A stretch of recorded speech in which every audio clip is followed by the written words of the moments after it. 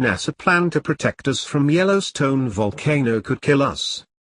Now that the total eclipse has come and gone, we can go back to worrying about things that can really harm us without staring directly at them, like mosquitoes, junk food and the Yellowstone supervolcano.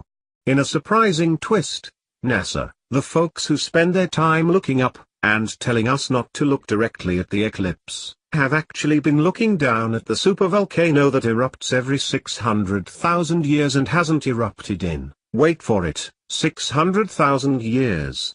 An eruption could blow a big hole in Idaho, Montana, and Wyoming, kill millions of people and trigger a global winter.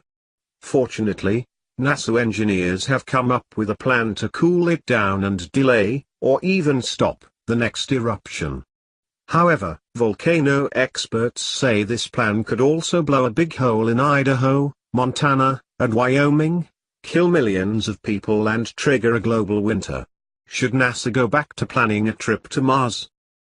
The warning about the volcano, the news of the plan and the warning about the plan all come from the same person, Brian Wilcox, a scientist at the Jet Propulsion Laboratory and a former member of NASA's Advisory Council on Planetary Defense, the group watching for incoming near-Earth objects and developing plans to destroy or deflect any big ones heading for a direct impact.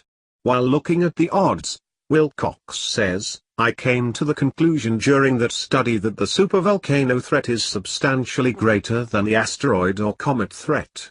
One of the 20 known supervolcanoes is Yellowstone, and the area has been experiencing a high number of minor earthquakes this summer, 1,500, that experts are saying we shouldn't be concerned about, even though the ground is becoming deformed.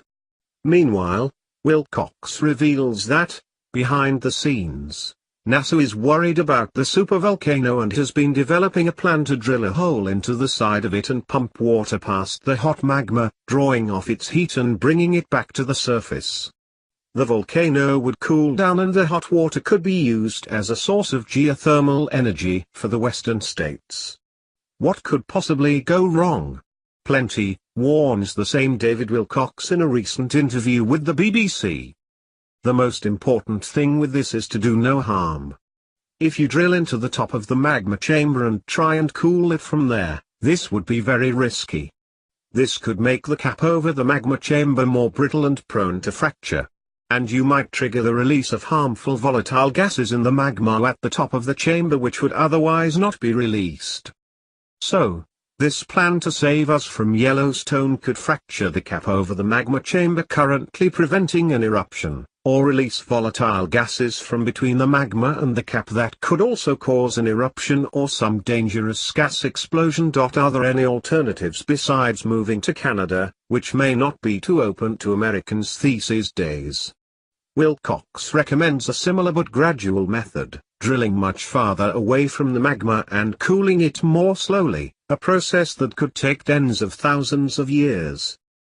That sounds almost like doing nothing. The plan that could potentially create geothermal energy at the expense of sucking up the nation's water supply and potentially triggering the volcano still looks better to politicians in charge of protecting us from disasters, even though they haven't been doing too well at this lately. Should we let them decide on this one? What could possibly go wrong?